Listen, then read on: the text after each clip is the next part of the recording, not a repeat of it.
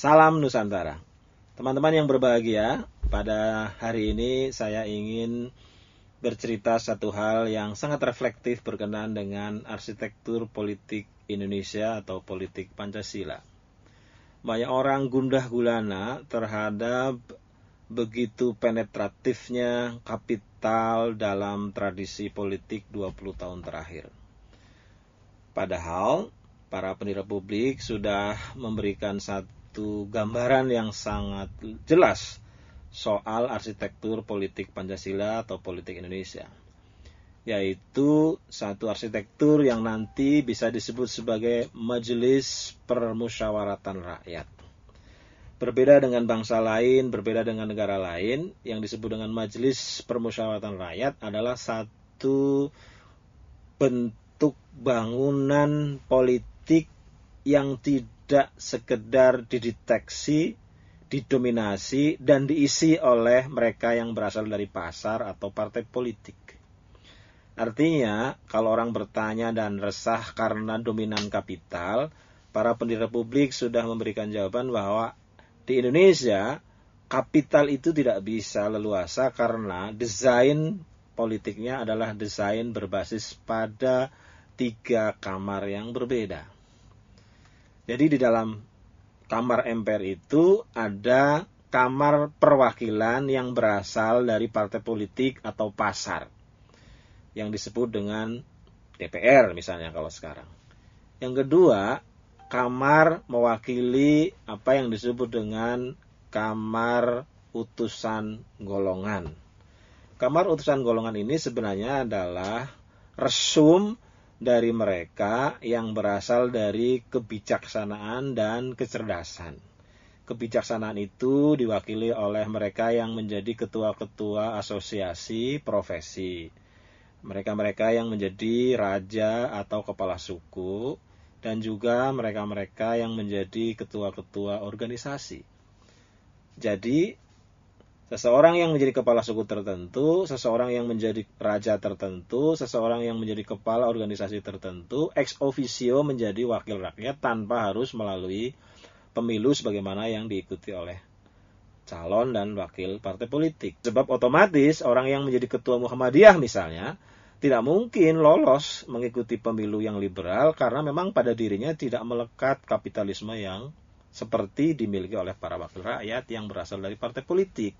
Ketua suku Asmat, kepala organisasi KNPI misalnya akan sangat berat karena sudah terpilih mewakili umatnya, ya cukup dia menjadi anggota sekaligus mungkin juga pimpinan yang nanti hadir di kamar utusan golongan.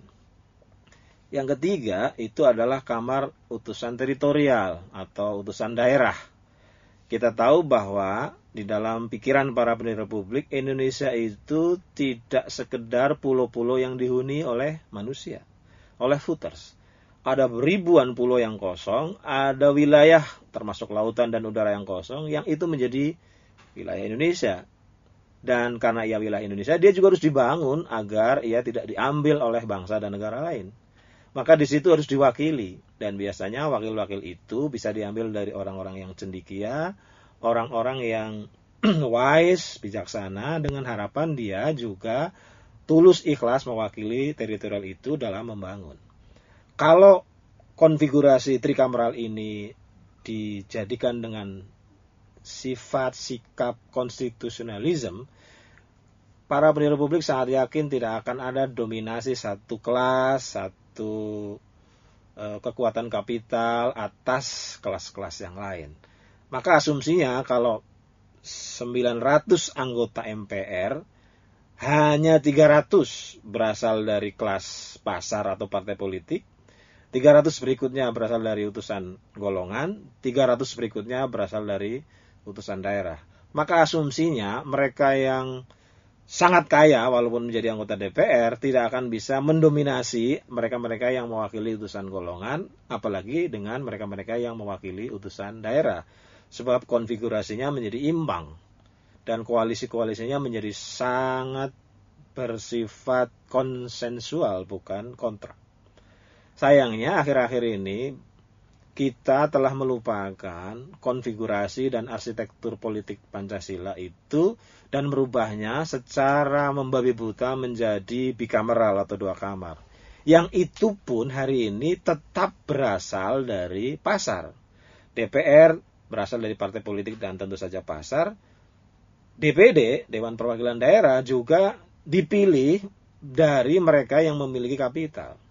Padahal mestinya anggota MPR itu ada anggota yang berasal dari satu gugus pemikiran keterwakilan, yang tentu saja tidak harus melalui pemilihan, dan keterpilihan yang berasal dari pasar. Nah, keterwakilan ini dihapus sedemikian rupa oleh mereka yang dulu sengaja atau tidak sengaja terlibat dalam amandemen, sehingga penetrasi kapital hari ini menjadi luar biasa di dalam seluruh keanggotaan bahkan lembaga DPR dan MPR. Maka tidak mengherankan jika DPR kemudian mencari cara sebanyak-banyaknya mencari uang, baik menjadi teman sekaligus mitra pemerintah ataupun juga mitra swasta yang lain, karena memang pada dirinya sejak mula menjadi anggota DPR itu, menjadi anggota MPR itu, menjadi lembaga ini adalah karena dia ingin mencari uang, karena ia memang sedang mencari modal, karena ia ingin mengkapitalisasi jabatannya. Maka hari ini yang terjadi adalah lahirnya kecambah-kecambah penguasa, bukan negarawan, bukan pemimpin. Maka jika sekarang lahir undang-undang yang terus-menerus merugikan rakyat, terus-menerus menghancurkan pikiran, nilai-nilai, dan tradisi warga negara, menjadi umum sebab memang konfigurasi serta arsitektur politik kita itu menjauhi bahkan mengkhianati teori-teori dan nilai-nilai yang sudah diwariskan oleh para pendiri republik. Karena itu, tidak ada jalan lain kecuali kita mengembalikan ruh dan nasihat para pendiri republik untuk mengembangkan satu pola, satu arsitektur majelis permusyawaratan berbasis pada 3 kamar atau trikameralisme. Itulah hal yang ingin saya sampaikan sebagai refleksi kita di masa depan agar kita tidak mengkhianati sekaligus tidak didominasi oleh satu kelas terhadap kelas yang lain. Salam Nusantara. Pengen punya